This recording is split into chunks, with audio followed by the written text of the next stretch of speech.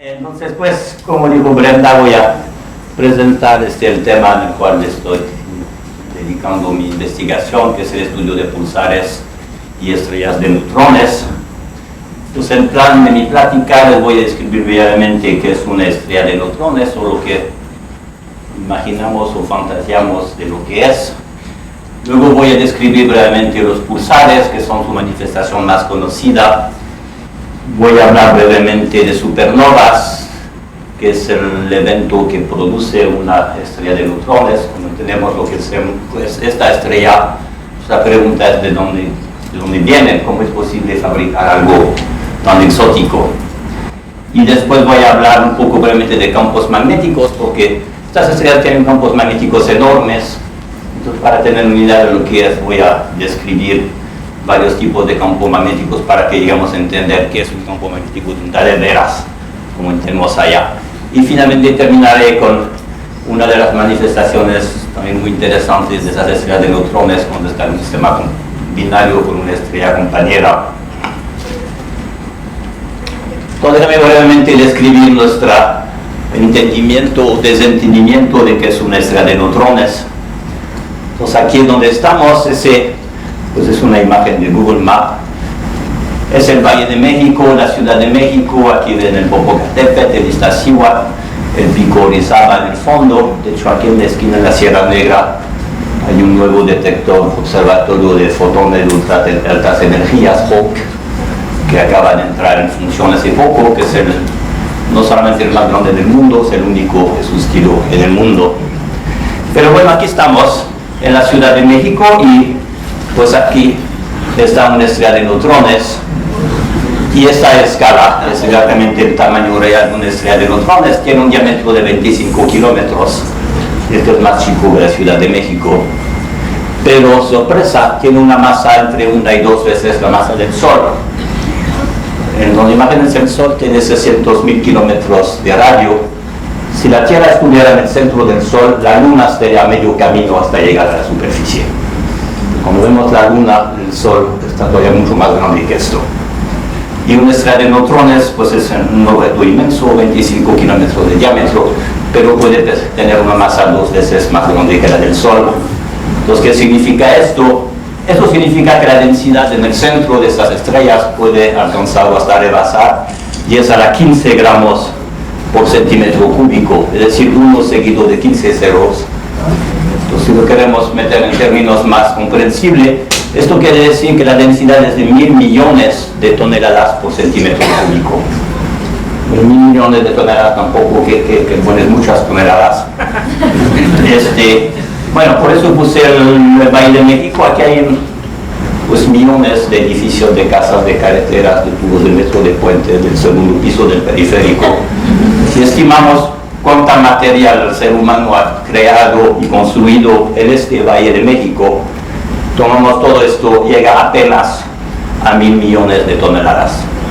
Entonces es más que todo lo que hay en el Valle de México, en la Ciudad de México.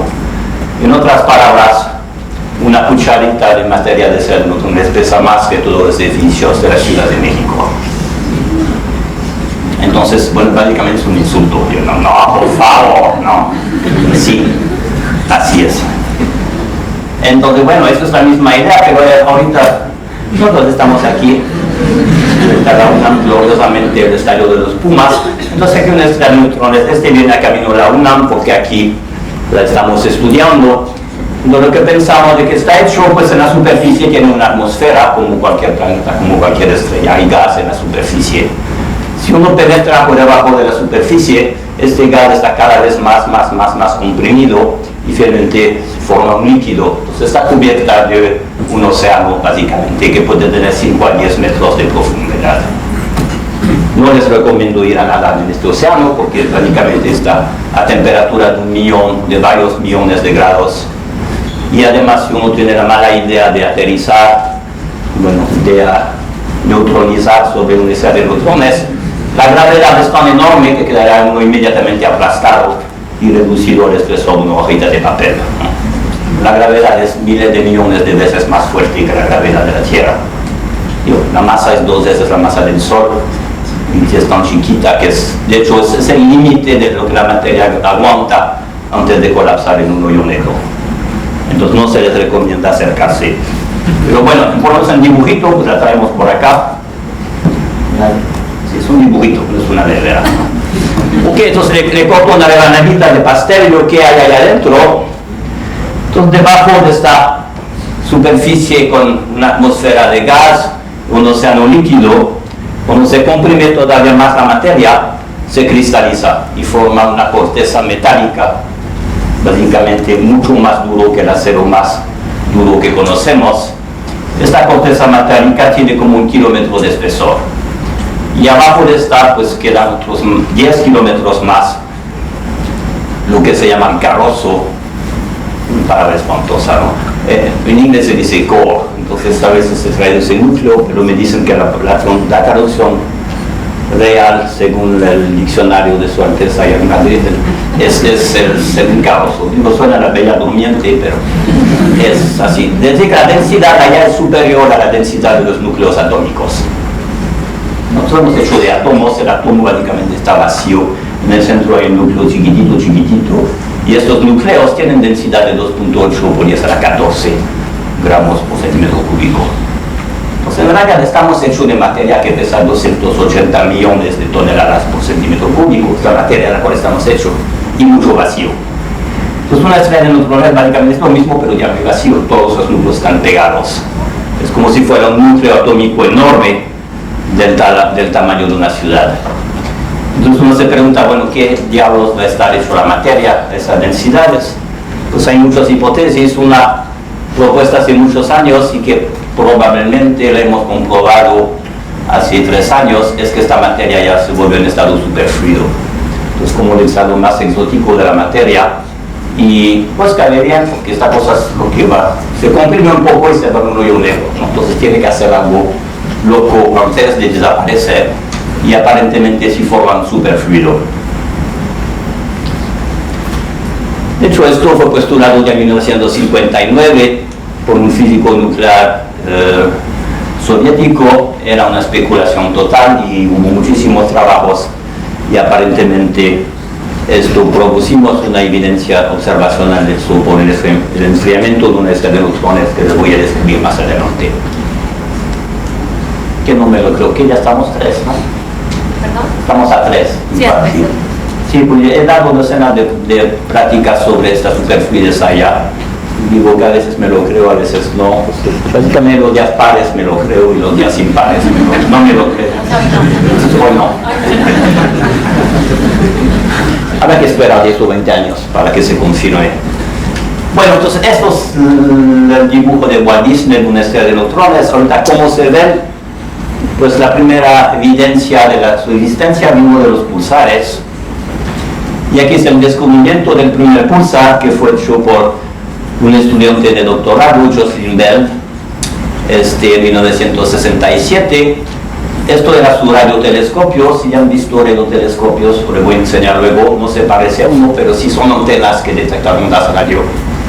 Entonces ellos, fue poco después del descubrimiento de los cuasares, ¿no? Que son galaxias muy lejanas que se parecen a un puntito y se ven en ondas radio. Entonces querían observar un cuasar, no con el cuasar, pero ver qué pasa cuando las ondas radio del cuasar pasan en el sistema solar, y cómo se están afectadas por el viento solar y el plasma del sistema solar. Entonces querían observar esto para estudiar el sistema solar. Entonces la primera vez que tienen un instrumento que pueda tener variaciones muy rápidas y pequeñas de la señal, porque las ondas andan chuecas dentro del sistema solar. Todas las otras fuentes de rayos antes eran así y no parecían evolucionar, ¿no? Entonces tuvieron esto, y después de unos días que empieza las observaciones, eso es lo que ven. Entonces estos yo no era tan muy sofisticado, de estos aparatos con una cinta de papel y una pluma que va. Era 67, no había celulares, no había nada. Entonces, esto es la señal que observaron, de repente, unos pulsos regulares, ¿no? La primera reacción de Chen se me echó a perder, ¿no? Y luego, pues no, regresaba cada día a la misma hora, y se convencieron de que sí era una señal que venía de afuera. Un momento pensaron que no será una señal extraterrestre. Entonces, no le decimos a nadie, será porque Dios, si se corre la voz, nos invaden los periodistas, es un desastre. Y unos días después encontraron otro, luego otro. Entonces dijeron, no, pues nuestra civilización de extraterrestres está bien, pero 2, 3, 4, 5, no. Entonces realmente es un objeto astronómico. Y bueno, le dieron el premio Nobel para este descubrimiento, y es uno de las vergüenzas de la historia del premio Nobel, es que Jocelyn Bell, que realmente hizo el descubrimiento, no se lo dieron. La sacaron de la jugada para que no le den el premio Nobel.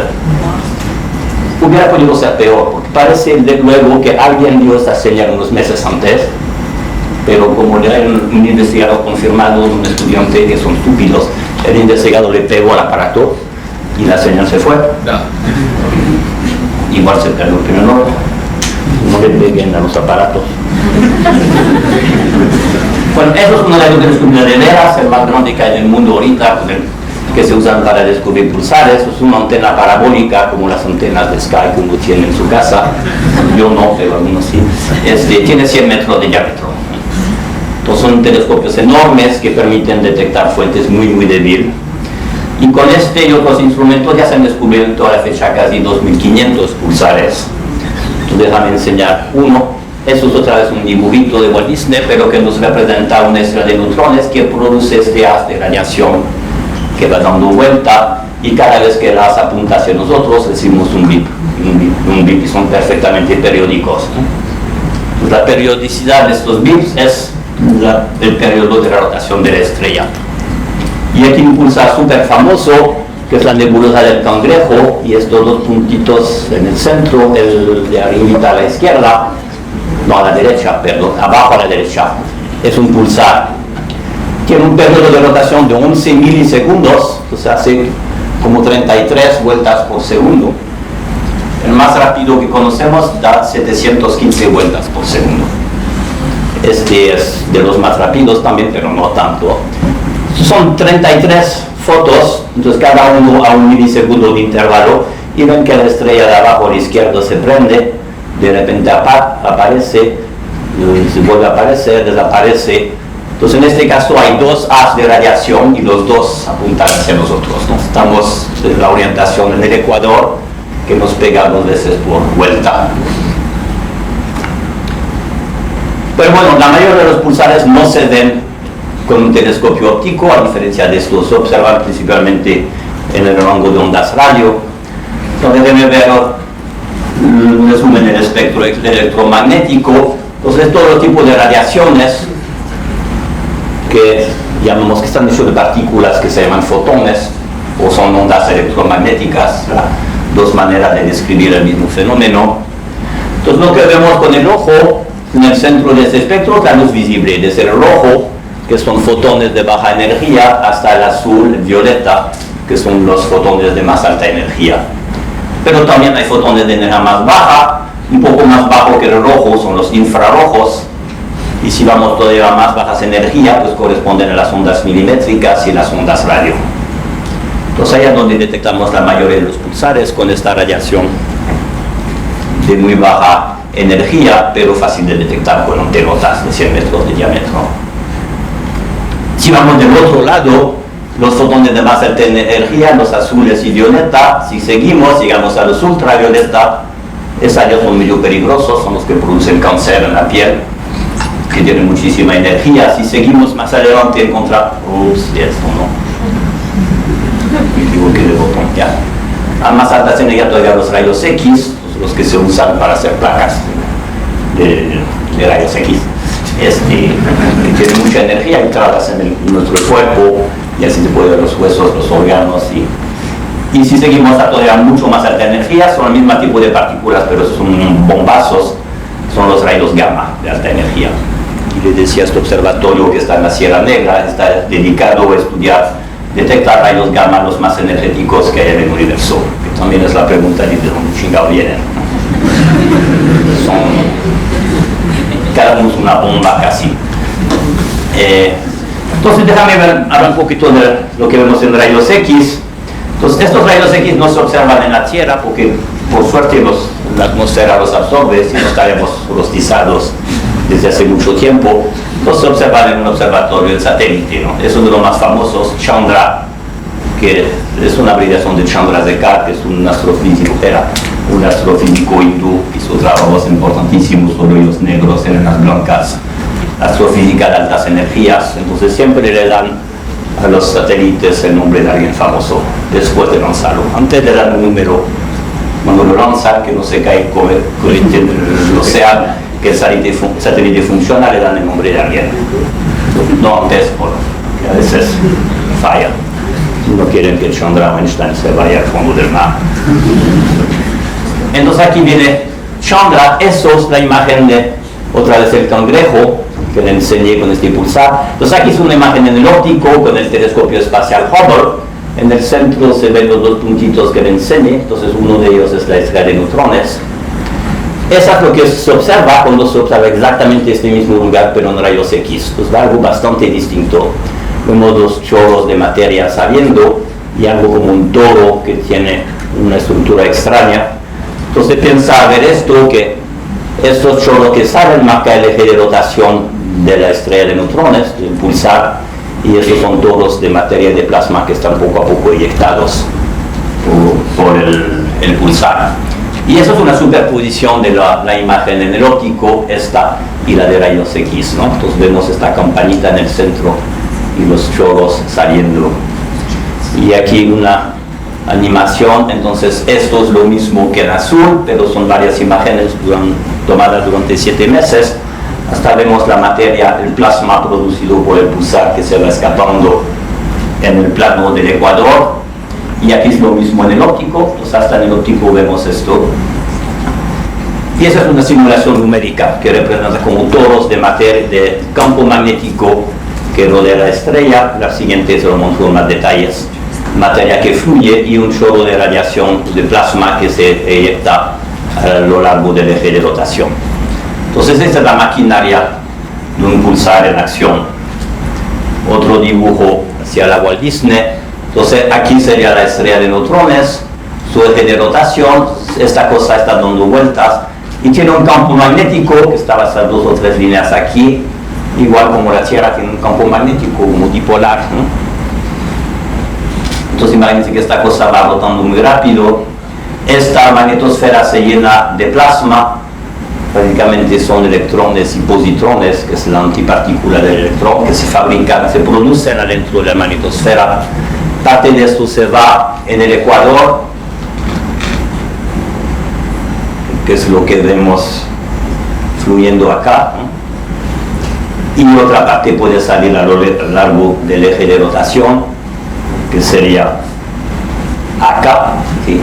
Y además cerca de los casquetes polares, donde el campo magnético casi penetra en la estrella, allá por alguna razón misteriosa se emiten ondas radios y sale un haz muy estrecho de ondas radio, que es lo que nos permite detectarlo.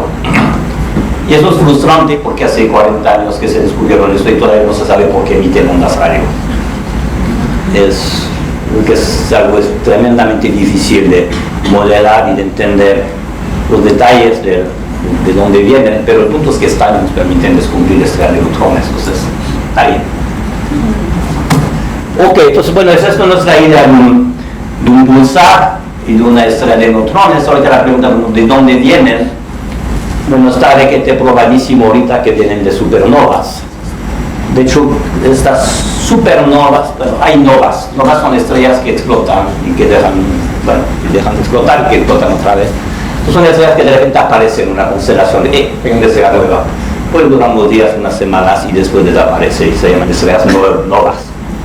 Y en los años 30, en 1934, con el primer gran telescopio de Monte Wilson, bueno, descubrieron que las nebulosas eran galaxias con muchas estrellas. Y después de unos años de observar muchas galaxias, encontraron novas en esas galaxias, pero sabiendo la distancia enorme en la cual eran de requete novas, entonces le llamaron supernovas, ¿no? Y los que descubrieron esto, Balitsviki, tuvieron la idea, quién sabe cómo, de dónde lo sacaron, que estas supernovas van a producir una estrella de neutrones. Ahí pusieron el artículo, una frase, para ahí le dije primero. Alguien, como, no sé, me gustaría que alguien explique cómo se les ocurre la idea, pero pues tuvieron razón. Tuvo muchos y más años para confirmarlo, pero ya está confirmado. Entonces, ¿qué es una supernova? Pues es una estrella muy masiva, bueno, que debe tener como más de 10 veces la masa del Sol. Cuando termina su vida, produce una explosión enorme. Y aquí es un candidato para supernova, es la estrella Betelgeuse. Está en la constelación de Orión, es el hombro izquierdo, el derecho, como lo ven. El que se ve brillante y rojito, Betelgeuse. Es una estrella enorme. Si la ponemos en lugar del Sol, llegaría básicamente a la órbita de Saturno. La estrella tiene un núcleo pequeño, muy denso, muy masivo, como 20 veces la masa del Sol, y una envolvente, una atmósfera enorme, gigantesca. Y esa estrella se sabe que va a explotar en supernova algún día. Puede ser mañana o en 10.000 años, no se puede saber bien, pero está esperando. Entonces, algún día, si en vez de Betelgeuse ven una manchota blanca en el cielo, esa explotó. No nos va a pasar nada, va a ser muy bonito, va a ser espectacular, pero no nos va a pasar nada más que va a ser de día durante varias noches, pero hay una que se observó en 1987, fue descubierta en la noche del 23 de febrero de 87 por un astrónomo, Ian Shelton, en el Observatorio de las Campanas en Chile, donde está observando ya su computadora. Dice, no, que está muy bonita esta mancha, no es el monitor, no es la computadora, se sale y mira al cielo, y eso es lo que vio. Había una estrellotota allá que había emitido una supernova, solar, a todos los satélites, telescopios del mundo se fueron a observar esto. Es la primera vez desde Kepler, casi, ahorita dice que no, pero el último que pudo ver una supernova al ojo fue Kepler,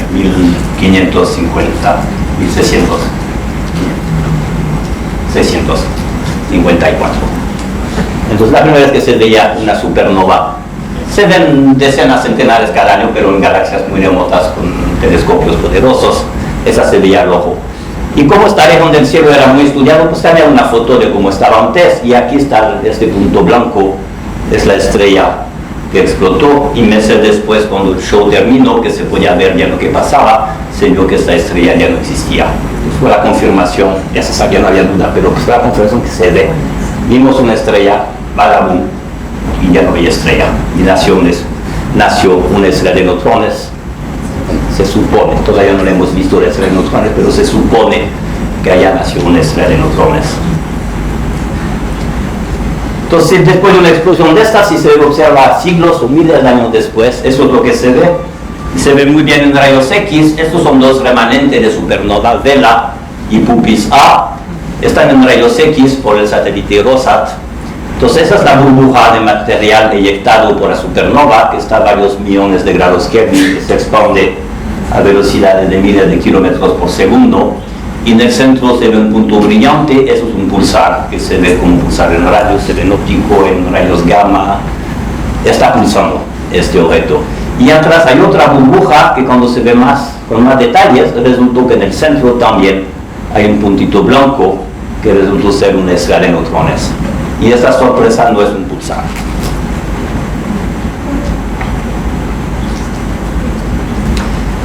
Y esa es otra remanente, Cassiopea A, es el que es mi preferida. Es una imagen del remanente en el óptico. Entonces ahí se ve más o menos una burbuja, pero no, se ve más como un árbol de Navidad o algo así. Como no se ve bien, es algo que está en explosión, pero bueno, la gente que trabaja en esto los reconoce. Es un remanente de supernova. Y si quieren saber ella dónde está, aquí está la constelación de Cassiopea, forma hasta el W cerca del polo norte.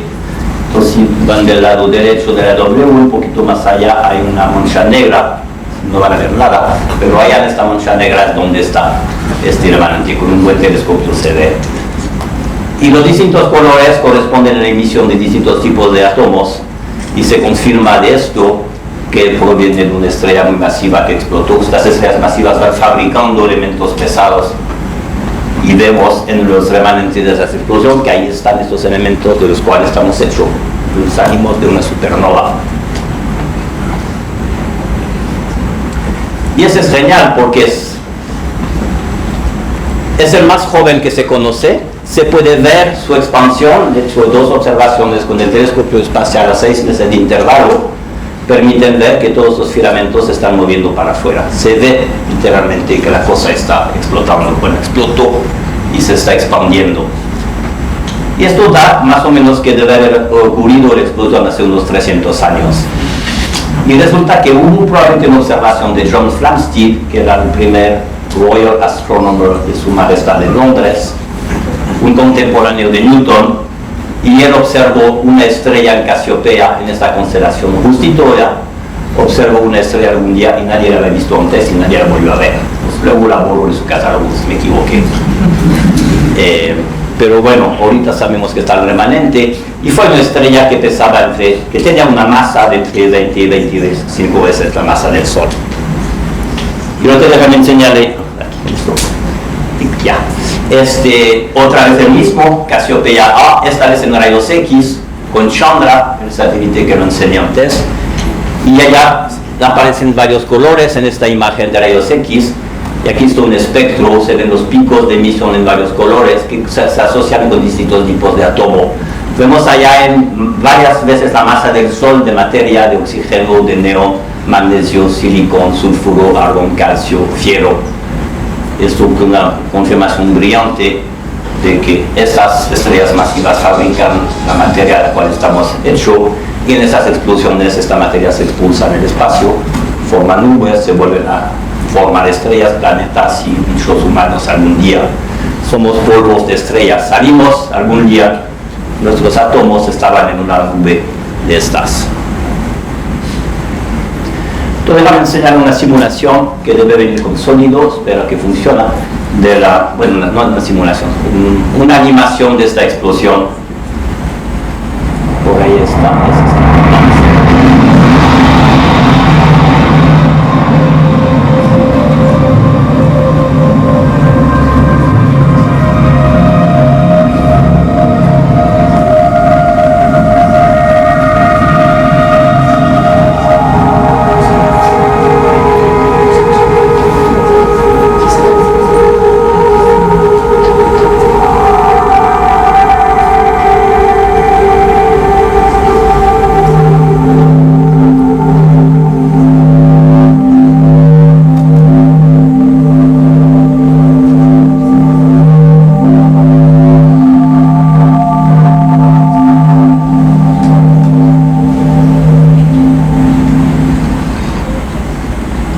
Y eso es como se ve ahorita. Entonces, desde la explosión hasta aquí pasaron 330 años, 334 años, ¿no? Si aceptamos que la observación de Flamsteed fue la observación de la supernova. Y eso es lo mismo, entonces, en rayos X, y allá salió la sorpresa. Es la primera luz de Chandra, 1999, en agosto 99, lo lanzaron, igual como tenía que hacerlo Caio. Fue exitoso el lanzamiento, el satélite está arriba, abren sus paneles solares, lo activan, empiezan a comunicar con él, lo mueven por acá, por allá, dicen está bien, funciona, abren el telescopio y cuando hacen esto apuntan hacia un objeto fantástico para sacar la primera foto. Es que hay que justificar, este satélite costó 2.3 billones, 2.300 millones de dólares, para que justificar a los contribuyentes de Estados Unidos porque metieron su dinero en esto. Entonces sacaron esta foto, que era absolutamente alucinante. Nunca se había visto un remanente de supernova en rayos X con tanta resolución, esos puntitos, esos detalles. Y la sorpresa que salió acá en el centro, la estrellita, la que Flamsteed había visto, que nadie había visto antes y que nadie volvió a ver, reapareció en agosto 99. El remanente de la estrella, ¿no? La estrella pues ya está acá y queda la estrella de neutrones en el centro de este remanente. Y es la estrella de neutrones más joven que se conoce, y como es joven, con 12 años de observación por Chandra, mostraron que de hecho esta estrella se está enfriando, todavía se ve su temperatura bajar rápidamente. Y bueno, aquí es el argumento de por qué pensamos que es un superfluido y que sería, si es correcto, hoy no me lo creo, pero mañana sí, es que es el superfluido más denso que conocemos a 1.000 millones de toneladas por centímetro cúbico y a una temperatura del orden de 500 millones de grados Kelvin. Y aquí es un dibujito de artista de la NASA que representa la estrella, la emisión de neutrinos, el superfluido y todo eso. Bueno, pues ya termino con esto, 29-30 minutos, entonces déjame Habla un poco de campos magnéticos. Bueno, estos pulsares emiten radiación porque tienen campos fuertes. Los campos típicos son de 10 a la 12 Gauss, son un millón de millones de Gauss. Y unas estrellas llamadas magnetares llegan a campos magnéticos mil veces más fuertes que esto, los 10 a la 15 Gauss. Lo que quiere decir esto, pues aquí le pongo en lista una tabla comparativa de campos magnéticos, ¿no? Entonces, en primero, el campo magnético de la Tierra es del orden de 0.6 Gauss.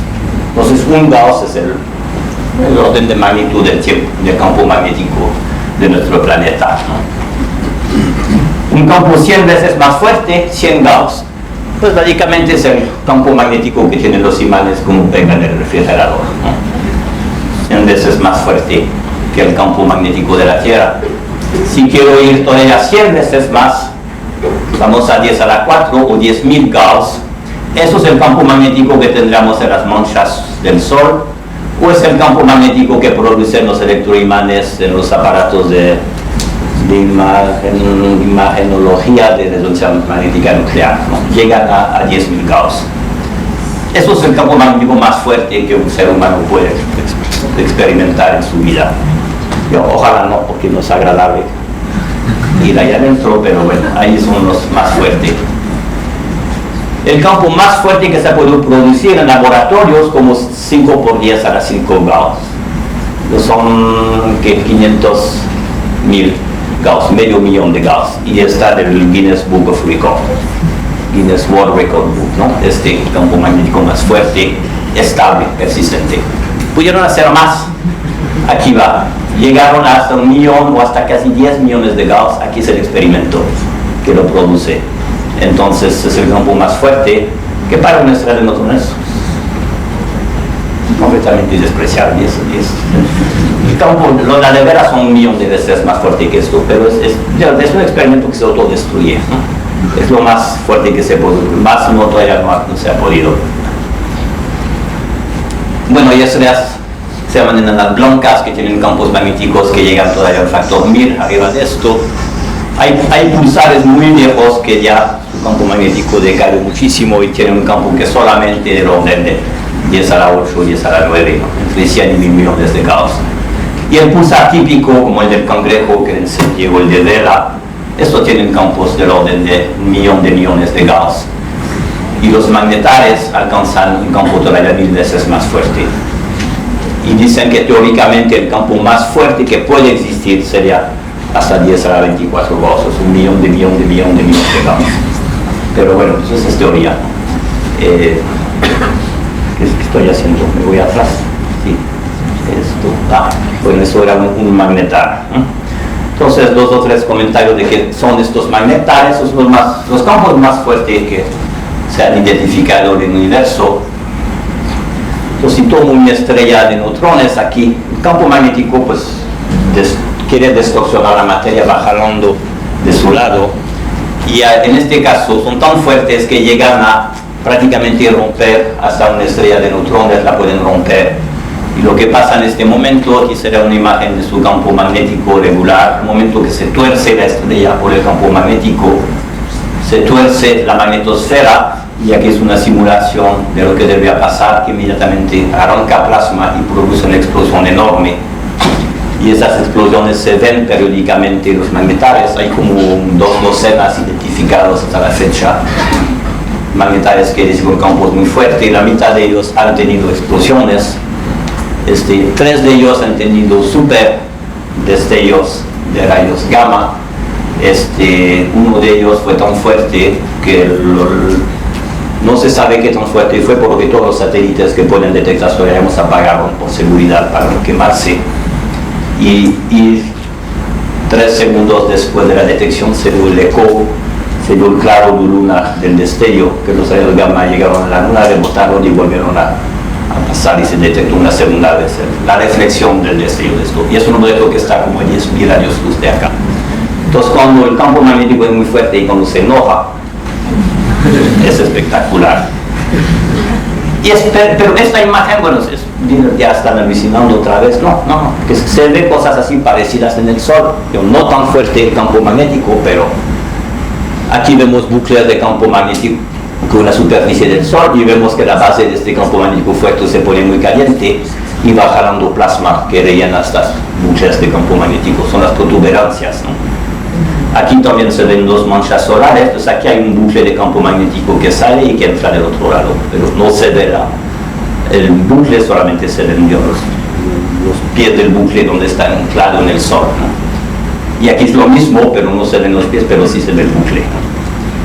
Y en el Sol también hay explosión de este tipo, mucho menos fuerte que en un magnetar, pero es lo que llaman las eyección de masa coronal, que de repente uno de esos super protuberancias explota y manda todo el material para afuera, y se ve uno de esos eventos, ¿no? Entonces un magnetar es lo que hace periódicamente, pero obviamente tiene un campo, el Sol son 10 a la 4 Gauss, el magnetar 10 a la 15, perdón, son 10 a la 11 veces más fuerte, entonces 10 a la 11 veces más espectacular.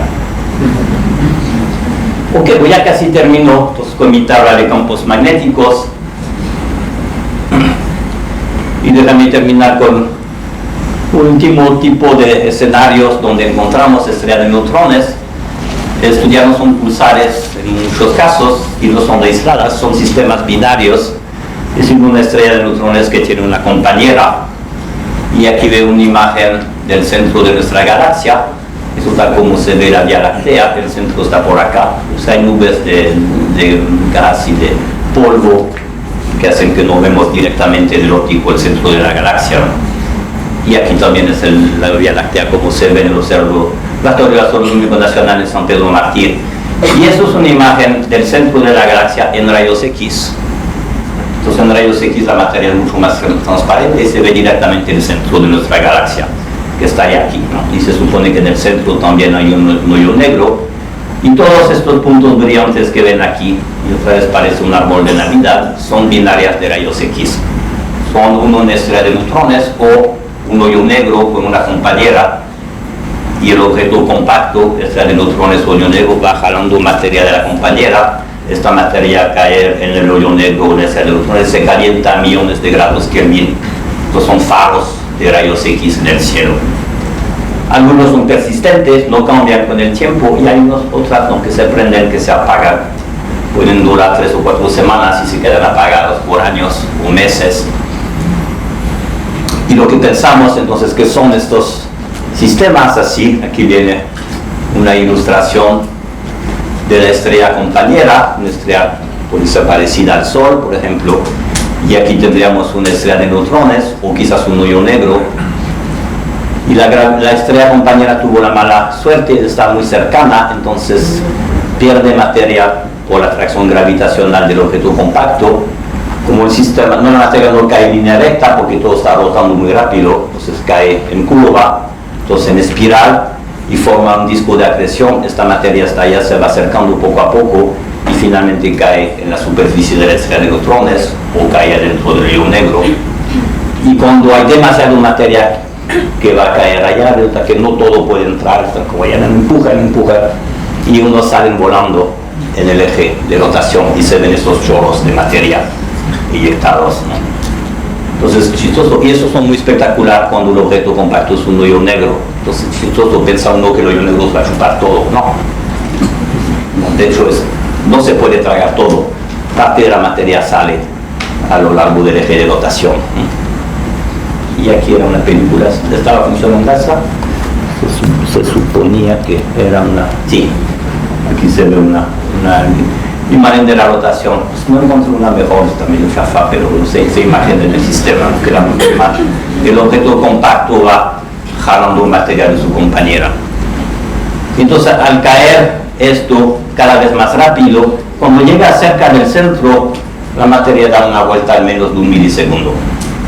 Puede llegar entre 1 y 2.000 vueltas por segundo antes de caer sobre la estrella de neutrones o adentro del hoyo negro. Entonces, en esta velocidad, la materia es súper comprimida, calentada, tiene temperaturas de millones de millones de grados Kelvin, y por eso se ven rayos X y se ven estos sistemas, ¿no? Se conocen como los 300 o 400 sistemas binarios así en nuestra galaxia, y se empiezan a descubrir en otras galaxias gracias a Chandra. y a Newton, que tiene capacidad de detectar esas binarias abiertas, muy grandes distancias, que me queda 1 o 2 minutos, ¿no? Ok, entonces un caso, hay 2 tipos de estas binarias. El objeto central es una estrella de neutrones, entre 1 y 2 veces la masa del Sol, y en algunos casos es un hoyo negro, 5, 10, 15 veces la masa del Sol. De muy cerca es muy distinto, pero a cierta distancia da lo mismo para muchos aspectos. Lo importante es que hay algo que tiene una fuerza gravitacional tremenda y va jalando materia de la compañera. Entonces, esto de las binarias más chiquitas que se conocen, tiene como 130.000 kilómetros del tamaño de la órbita. Acuérdense que la distancia de aquí a la Luna son 400.000, ¿no? Entonces es 1/3 de la distancia a la Luna. Si estuviéramos acá, la Luna está por allá, ¿no? Y es una enana blanca, es una estrella de baja masa, pero que ya terminó su combustión. Es el cadáver, una estrella no demasiado masiva, tiene más o menos el tamaño de la Tierra, aquí está la Tierra, en comparación, ¿no? Y va perdiendo materia que se va cayendo en espiral sobre la estrella de neutrones, ¿no? Y aquí en comparación es la superficie del Sol con una protuberancia. Y el sistema está girando con una velocidad del orden de 1200 kilómetros por segundo. Están súper cercanos, están completamente alocados. Y estos son espectacular porque se va acumulando una materia de la compañera, que es principalmente hidrógeno helio, se acumula sobre la estrella de neutrones, se calienta y de repente esta materia explota, una explosión termonuclear. Será como billones de bombas termonucleares que explotan de repente y se observan frecuentemente. Entonces lo que vemos en esto son esas ráfagas que duran unos 10, 20, 30 segundos. De repente, fácatela y luego se enfría. Y unas horas después, fácatela y se enfría. Entonces cuando vemos estos fácatela, decimos, bueno, es una estrella de neutrones, que la materia se acumula en la superficie y explota. Si nunca se ve facatela, entonces dicen, probablemente es un hoyo negro, la materia se va adentro, explota allá adentro, pero no se ve, ¿no? ¿Quién sabe lo que pasa adentro? Es una manera de detectar que una binaria de rayos X es una estrella de neutrones, tiene estas explosiones periódicas. Y la otra categoría que tenemos, bueno, entonces estas se llaman de masa baja, quiere decir que la compañera tiene baja masa. Y en práctica quiere decir que son sistemas muy viejos, porque las estrellas de baja masa pueden vivir muchísimo tiempo, entonces en general son sistemas muy viejos. Y la estrella de neutrones casi ya no tiene campo magnético. A veces se observa, pero muy débil, como 10 a la 8 Gauss, pero es muy débil y no tiene ningún efecto espectacular, ¿no? Pero hay otros sistemas, lo que llaman de masa alta, la compañera es como de 10 o 20 veces la masa del Sol. Entonces ahí la escala cambió completamente, el Sol está aquí, ¿no? Aquí estaba el Sol, la Tierra y mi sistema binario de baja masa, eso es el que tiene baja masa, y aquí es lo mismo pero de alta masa, y aquí está el Sol. Entonces una estrella que tenga como 10 o 15 veces la masa del Sol, enorme, una estrella de neutrones muy cercana, y otra vez lo mismo, tuvo la mala suerte de estar muy cercano, la estrella de neutrones deja la materia, y el mismo rollo, ¿no? La materia va cayendo en espiral, forma un disco de acreción, pero como los sistemas son jóvenes, que estas estrellas muy masivas no viven mucho tiempo, son muy golosas, tienen muchísima energía, pero se la acaban rapidísimo, ¿no? Entonces unos millones de años terminan, explotan en supernovas, hacen un show fantástico, pero no viven mucho tiempo. Entonces si vemos un sistema de esos como una estrella de 10 masas solares, este sistema es joven. Si fuera viejo, este ya no existiría, hubiera muerto. Y resulta que en estos casos la estrella de neutrones tiene todavía un campo muy fuerte. En los viejos ya el campo desapareció, pero hay así. Y pasa algo interesante, entonces, a ver, déjame ver la siguiente, una analogía de lo que vemos en la Tierra. Esa es una imagen de la Tierra con sus líneas de campo magnético, ¿no? Campo dipolar, ¿no? Y de por allá lejos está el Sol produce viento. Este viento se acerca a la Tierra y le pega al campo magnético, lo empuja. Pues aquí el campo magnético terrestre está comprimido por el viento del Sol y por el otro lado se lo lleva, se lo lleva el Sol, no le gustó. Pero lo que es interesante es cuando este material del Sol, también plasma, son partículas cargadas, entran en el campo magnético y el campo magnético las atrapa. y las partículas tienen que seguir las líneas de campo magnético. Es como si fueran perlas en un collar, ¿no? Una vez están agarradas, no tienen de otra, siguen la línea del campo magnético hasta caer sobre los polos magnéticos de la Tierra. Y eso es lo que se ve, una aurora boreal, ¿no? Es material del Sol. En el momento que entra en la atmósfera, choca y produce radiación. Y se ve este show fantástico, ¿no? Y eso es una aurora boreal, creo que en ultravioleta, tomada desde un satélite, ¿no? En Groenlandia, por lo que está aquí. Entonces las partículas del viento solar fueron atrapadas en el campo, le pegan a la atmósfera y se ilumina todo. Y en estos casos es exactamente lo mismo, nada más que el campo magnético está un millón de veces más fuerte, la cantidad de materia que decae es millones de veces más fuerte, la materia se calienta a temperaturas de 10 hasta 50 millones de grados Kelvin, entonces es un faro en rayos X, y lo que vemos es que produce radiación otra vez debido a su rotación y vemos pulsos. Es una cosa súper caliente que da vueltas, lo vemos, no lo vemos, lo vemos, no lo vemos, no lo vemos, y vemos pulsos debido a la rotación de la estrella. Y usualmente son lentos, ¿no? Le había enseñado que el pulsar del cangrejo tiene un periodo de 33 milisegundos, 33 vueltas por segundo. Hay uno que da 715 vueltas. Estos realmente son lentos. En este caso, en el Centauro X3 son casi 5 segundos por vuelta. Pues aparentemente ya algo le pasó por la acreción que frenó la rotación de la estrella, o a lo mejor nació así lenta. Hay unos que nacen lentos. Bueno, ya acabó. Pues básicamente es un trate de enseñar estas cosas increíbles que hacemos o que pensamos hacer, porque, y la conclusión pues es esto, ¿no? Que chingo pasa con un defecar en la cucharita.